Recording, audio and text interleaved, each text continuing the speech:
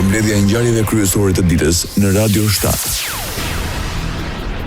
Kryetari i Komunës së Çajirit Izet Mexheti përshëndeti vendimin e gjykatës kushtetuese të Maqedonisë së Veriut, ku konfirmua detyrimi që deklaratat, etiketat dhe dokumentet e produkteve të jenë edhe në gjuhën shqipe.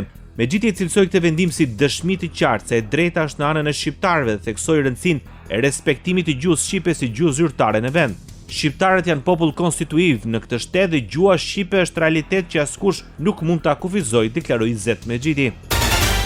Ministri i Ekonomisë i Republikës së Maqedonisë së Veriut paralajmëroi se ekziston rreziku që çmimet në vend të rriten si pasojë e luftimeve në Iran. Paramediave Besar Dyrmishi deklaroi se analizat ndërkombëtare tregojnë se çmimet janë ende të qëndrueshme. Mirëpo sipas tij ekziston një rrezik i tillë që çmimet të mund të rriten. Postoji ovakav rizik da može da se zgolimovat cenite. Svakodnevno ja monitorirаме ситуацията. Ние како Министерство за економика. Ne si Ministri e Ekonomisë dhe Punës punojmë në drejtim të sigurimit të një tregu të qëndrueshëm, të mbrojmë të drejtat e punëtorëve dhe të ndihmojmë ekonominë, ndërsa në pjesën e qeverisë, nëse ndodhin rreziqe të tilla, do të jemi aty në mënyrë transparente dhe do të marrim vendime. Zvika vakfi rizici ќе бидеме таму транспарентно, ќе донесеме одлуки кои tha Ministri i Ekonomisë dhe i Punës i Republikës Maqedonisë së Veriut. Sektori i ndërtimit vijon të shënojë rritje dyshifrore në Maqedoninë e Veriut. Zëvendës kryeministri dhe ministri i transportit deklaroi për 14.6% rritje në një kohë kur po ndërtohen projekte kapitale, autostrada, kurudha, rrugë rajonale dhe lokale, si dhe një numër i madh projektesh komunale. Sipas Aleksandar Nikolovskit, tremujori 4/2025 konfirmoi angazhimin dhe përkushtimin për realizimin e projekteve kapitale. Statistikat zyrtare tregojnë se në fund të vitit 2025 prodhimi i brendshëm bruto u rrit me 3.8%. Rajoni. Këtë të njëjtën përfundon afati kushtetues për zgjedhjen e presidentit të Republikës Kosovës. Nga vetëvendosja është propozuar vetëm Glauk Konjufsa. Merret kryetaria e Kuvendit të Kosovës Albulena Xhiu konfirmoi se Konjufsa ka marrë në shkrimet e 30 deputetëve të lëvizjes vetëvendosje dhe të grupit multietnik. Sipas dokumentacionit zyrtar që unë kam para vetes, një pjesë e deputetëve nga grupi parlamentar i lëvizjes vetëvendosje, si dhe disa deputet nga grupi multietnik ka nominuar zotin Glauk Konjufsa për kandidat për president. Thirrja e saj është për paraqitjen e një tjetër kandidature që do të mund të hapet seanca për zgjedhjen e kreut të shtetit. Procedura për zgjedhjen e presidentit kërkon që në proces të jenë së paku 2 kandidat të vlefshëm. Procesi i votimit nuk mund të fillojë pa u përmbushur ky kusht themelor procedural. Në Kushtetutën e Republikës Kosovës në nenin 86 thuhet se zgjedhja e presidentit duhet të bëhet jo më vonë se 30 ditë përpara përfundimit të mandatit të presidentit aktual. Presidenti Osmani u zgjodh në detyrë më 4 prill 2021. Ai mori votat në raundin e 3 të votimit për një mandat 5 vjeçar. Kryeministri i Kosovës Albin Kurti shpreson që brenda ditës të ketë një kandidat të dytë për president. Urojmë, besojmë, shpresojmë edhe në një kandidaturë të dytë në mënyrë që ta përmbushim kërkesën kushtetuese për garë. Mund të jetë vendosës kandidati i dytë. Në rast të dështimit të zgjedhjes së kreut të shtetit, vendi shkon në zgjedhje të parakohshme parlamentare. Zëvendës kryeministri dhe kandidati për presidenti i Kosovës nga vetëvendosje Glauk Konjufsa deklaron se është gati të votojë dhe presidenten Vjosa Osmani nëse është një kandidaturë e propozuar nga opozita. Thirrja e tij është që opozita të paraqesë ofertën e saj politike për zgjedhjen e kreut të shtetit në mënyrë që të shmangen zgjedhjet e reja. Ka shumë njerëz më të përgatitur se unë, po le ta propozojnë. Po Vjosa Osmani, nëse këndo që dëshirojnë. Edhe unë vetë kam votu, po ata nuk po dojnë me propozu. Dhe unë konsideroj që nëse nuk e propozojnë, nëse opozita nuk e thot asnjë emër, qoftë edhe një neutral në të gjën, atëherë kjo është përcaktim i qartë për me shku në zgjedhje. Ishte Glauk Konjufsa.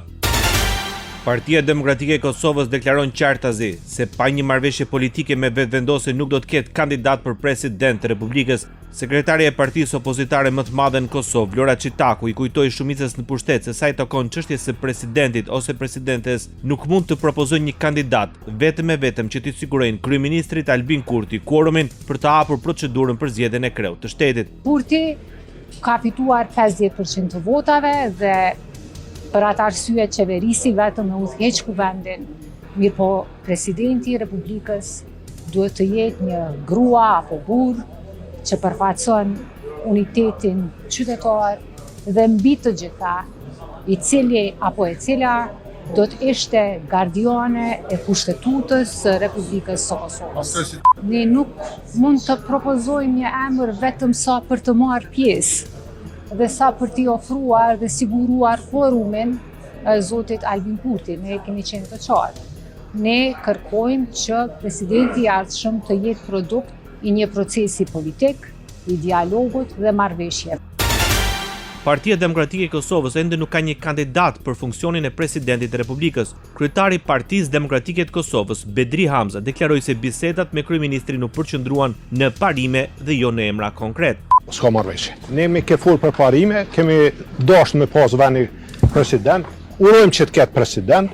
Ai deklaroi qartazi se i kërkoi kryetarit të vetëvendosjes që presidenti të jetë një propozim i Partisë Demokratike të Kosovës. Ne kemi kërkuar që paraprakisht të dakordohemi që presidenti të zgjedhet i propozuri nga rrota e Partisë Demokratike të Kosovës një emër i dinjitetshëm, që s'do thotë brenda struktura e Partisë Demokratike të Kosovës, por mund të jetë edhe jashtë struktura e Partisë Demokratike të Kosovës. Lidhja Demokratike e Kosovës ja faturon dështimin e mundshëm për zgjedhjen e kreut të shtetit kryeministrit Albin Kurti. Kreu i grupit parlamentar të LDK-s deklaroi se përgjegjësinë për çështjen e presidentit e mban partia në pushtet. Jona Lushaku nuk mohoi se një kandidaturë mund të jetë edhe presidentja në detyrë Vjosa Osmani. Deri në këtë moment, partia e parë e mban përgjegjësinë për të prezantuar një emër për president, edhe me thirrë seancën me 30 nënshkrime. Deri në këtë moment s'kemi ndonjë kandidat që është prezantu, kemi shpreh gatishmërinë tonë që të marrim pjesë edhe në dialog edhe në procesin e zgjedhjes, ashtu siç e kemi edhe obligim, edhe siç i takon secilës parti parlamentare në një shtet demokratik. Për këtë e kemi shfaq gatishmërinë tonë, po varet nga partia më e madhe parlamentare e cila i ka numrat, edhe për ta përmbyllur këtë proces edhe për t'i dhënë kohje. Është vërtet përkeqardhje që deri në këtë moment nuk kemi qartësi të procesit edhe nuk kemi ndonjë emër për president. Deklaroi Jona Lushaku nga Lidhja Demokratike e Kosovës. Radio 7, zëri pozitiv i qytetit. Kuvendi i Shqipërisë miraton ndryshimet në kabinetin qeveritar. Shumica në pushtet së bashku me 3 votat e social-demokratëve votuan për largimin nga kabineti të Belinda Ballukut, Elisa Spiropali dhe Piro Vengut, ndërsa së bashku me emërimet e reja, Albana Koçiu caktuar zëvendës kryeministre, Ferit Hoxha ministri i jashtëm, Besfor Lamallari ministri i brendshëm, Ermal Nufi ministri i mbrojtjes, Toni Gogu ministri i drejtësisë, Enea Karakaçi ministri i infrastrukturës dhe energjisë dhe Eriona Ismaili ministri i shtetit për marrëdhënie me parlamentin. Opozita shqiptare në sallën e Kuvendit akuzoi shumicën se po mban të bllokuar propozimin e raportit të demokratëve nga Komisioni i Mandateve për lejimin e kërkesës së SPAK për caktimin e masës sigurisë ndaj ish zëvendës kryeministres Belinda Balluku. Raporti është dorëzuar të hënën dhe seanca më e parë që përcakton rregulloria e Kuvendit është seanca e sotme. Në rendin e ditës që ju keni sapo lexuat dhe i keni paraqitur deputetëve të martën, nuk është përfshirë shqyrtimi i kësaj kërkese, e cila ka natyrë urgjente, po ju pa e çoni drejt, pra dhe një javë ka mbetur që kërkesa praktikisht konsiderohet e rrëzuar për shkak të mosmarrjes në shqyrtim. Kryetari i grupit parlamentar të Demokratëve, Gazmend Bardhi, deklaroi se kuvendi ka detyrim t'i kthejë përgjigje SPAK, ndërkohë që ka 3 muaj që pengon hetimet. Çështja është kushtetuese, është ligjore dhe ky kuvend ka detyrimin t'i kthejë përgjigje prokurorisë së posaçme. Kanë 3 muaj që po pengohen hetimet sepse prokuroria pret përgjigje nga kuvendi. Jepni një përgjigje. Thoni duam ta mbrojmë korrupsionin, nëse keni vendosur ta mbroni korrupsionin, por ktheni përgjigje. Në emër të socialistëve, kryetari i grupit parlamentar sqaroi opozitën se artimi i raportit të Këshillit të Mandateve është brenda afatit 2 javor të përcaktuar nga rregulloria. Tauland Balla deklaroi se në datën 12 mars pritet të jenë gati të 2 raportet për miratimin e kërkesës së SPAK në caktimin e masës së sigurisë për ish zëvendës kryeministren Belinda Balluku. Do të respektohet afati 2 javor, bie poshtë pretendimi se po shkelet afati, sepse afati 2 javor është përpara datës së përfundimit të afatit të shqyrtimit që është data 17 mars, e përpasoj sqaroj publikun që sapo të jetë gati brenda këtij afati në seancën më të parë, që natyrshëm është seanca e ditës së njëjtë 12 mars, natyrshëm do të jenë gati. Aktualitet.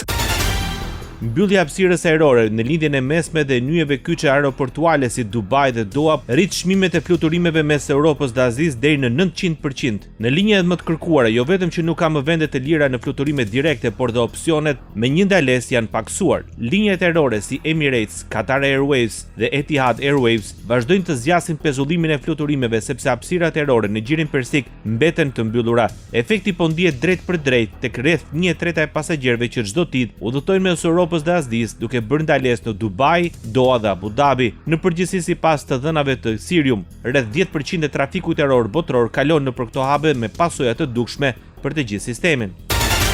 Trafiku i anijeve përmes ngushticës së Hormuzit po vazhdon të zvoglohet. Më shumë anije cisterne gazi dhe nafte po ngurojnë të kalojnë pasi i tremben rrezikut të një sulmi të mundshëm iranian.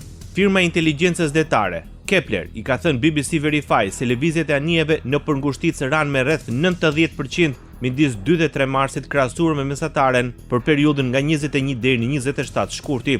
Në 24 orët e fundit BBC Verify ka identifikuar të paktën 2 anije mallrash, të dhënat e gjurmimit të cilave tregojnë se ato udhëtuan nga lindja në perëndim përmes ngushticës së Hormuzit në gjirin persik.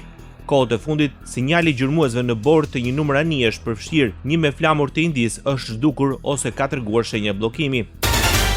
Shqipëria filloi të përballet me rritjen e çmimit të karburanteve. Nga kjo e mërkur, filloi rritja deri në 6 lekë për litër në disa pika të karburanteve. Autoriteti i konkurrencës njofton se të gjitha ndërmarrjet që ushtrojnë veprimtarinë e tregtimit të karburanteve janë aktualisht në monitorim. Në njoftim, Autoriteti i konkurrencës thekson se nuk do të tolerojë luhatje të pajustifikuara të çmimeve. Sipas reagimit zyrtar, në rast se vërejnë luhatje të çmimeve që të kalojnë masën e ndryshimeve të çmimeve në bursat ndërkombëtare, autoriteti do të ndërmarrë masat e nevojshme sipas kompetencave të tij. Kosova merr masat për të parandaluar rritjen e çmimeve të karburanteve. Ministri i Industrisë, Ndërmarrësisë dhe Tregtisë, Mimoza Kusari, nënshkroi vendimin për caktimin e çmimeve të derivateve. Sipas njoftimit të Ministrisë në Kosovë, marzhet tregtare maksimale të lejuara në shitjen me shumicë janë deri në 2 cent për litër, ndërsa në shitjen me pakicë deri në 12 euro cent për litër. Vendimi vjen pas mbikëqyrjes së vazhdueshme të tregut të naftës, analizimit të evidencave ditore nga dogana e Kosovës dhe raporteve të Inspektoriatit Qendror të Mbikëqyrjes së Tregut, ku është konstatuar se rritjet e çmimeve nga importi janë reflektuar mirë në çmimet e shitjes. Ish zëvendës kryeministri i Republikës Maqedonisë së Veriut të radhët opozitares maqedonase LSDM paralajmëroi se me përshkallëzimin e situatës në lindjen e mesme do të ketë pasoja edhe në ekonominë e vendit. Fatmir Bytyçi paralajmëron se efektet e para mund të ndihen brenda 2 javësh në rritjen e çmimeve dhe të inflacionit. Kritikat nuk munguan edhe ndaj sektorit privat dhe bizneseve, duke theksuar se në shumë raste kanë përfituar nga situatat e krizave duke rritur çmimet. Bizneset shpesh nuk janë sjellë në mënyrë etike gjatë krizave.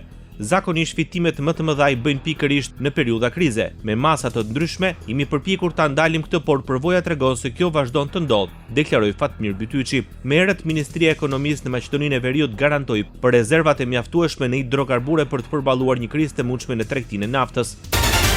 Shtetet e Bashkuara të Amerikës fajsuan Iranin për 2 atentate ndaj presidentit Donald Trump. Pete Hegseth deklaroi se personi që udhëhoi një komplot për të vrarë Donald Trumpin u vra gjatë sulmeve ndaj Iranit.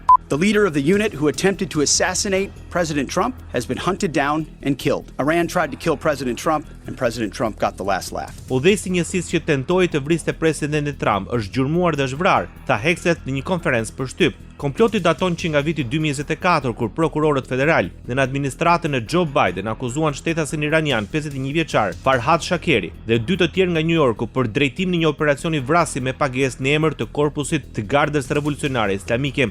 Qëllimi sipas Departamentit të Drejtësisë në atë kohë ishte akmarrja për vrasjen nga Trump të generalit iranian Qasem Soleimani në vitin 2020. Ndoqët edicionin informativ të lajmeve në Radio 7, zëri pozitiv i qytetit.